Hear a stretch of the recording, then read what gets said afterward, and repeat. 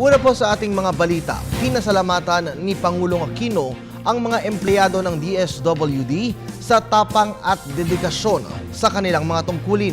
Partikular na po sa lahat ng nagdaang kalamidad sa bansa. Ito po ang inihayag ng Pangulo sa ika-63 anibersaryo ng ahensya ngayong araw. Sa naturang pagdiriwang din po ay binigyang parangal din ang mga natatanging empleyado ng ahensya. Narito po ang report ni Elena Luna. Pinapurihan ni Pangulong Aquino ang mga kawani ng Department of Welfare and Development sa kanilang tapang at dedikasyon sa trabaho. Sinadya ng Pangulo ang Central Office ng DSWD sa Quezon City para makiisa sa ika-63 anibersaryo ng ahensya.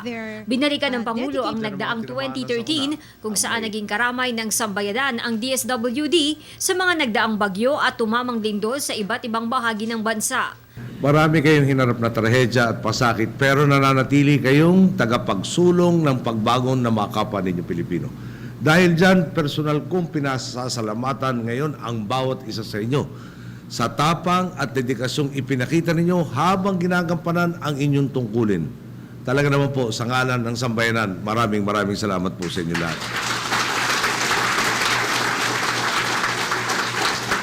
Sa kabila ng pambabatiko sa ahensya, nagpatuloy aniya ang pagtatrabaho at pagtulong sa mga nangangailangan ng mga taga-DSWD.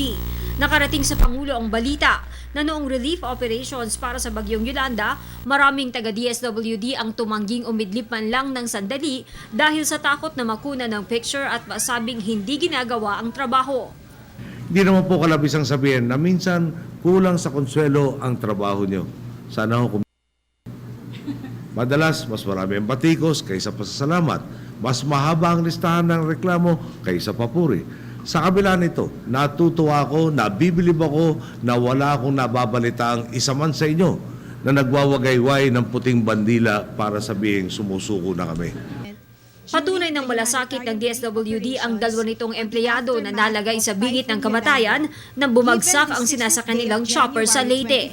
Dahil sa insidente, inoperahan sa tiyan si Danny Bitara habang inoperahan naman sa spinal cord si Noemi Mongaya at kasalukuyang sumasailalim sa physical therapy.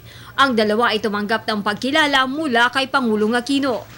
Kayo ang ehemplo ng mga tunay na tagapaglingkod ng mamamayang Pilipino. Kinilala rin ng Pangulo ang tulong ng DSWD sa mga programa ng Administrasyong Aquino para sa pantawid pamilya na umaabot na sa 4 na milyong kabahayan, kung saan mahigit 330,000 pamilya ang nakikinabang sa Sustainable Livelihood Program. Patuloy rin ang pagtulong sa mga senior citizens sa pamamagitan ng pensyon at mga kabataan gamit ang Supplemental Feeding Program. Tinatayang nasa 841,000 na pamilya naman ang nakikinabang sa ipinatayong mahigit 3,500 ilalim ng Kalahi Seeds. Umaasa ang Pangulo na patuloy siyang tutulungan ng DSWD para maibalik ang pagtitiwalang ipinagkaloob sa kanya ng mga mamamayang Pilipino. Sa husay ng trabaho ninyo dito, nararamdaman kong magiging mas malawak, mas mabilis, mas pangmatagalan pa ang magagawa nating pagkalinga at pagpapaunlad sa kalagayan ng ating mga kababayan, ang ating pong mga boss, kahit na gaano pa ito kahirap. Para sa Telebisyon ng Bayan, Elena Luna.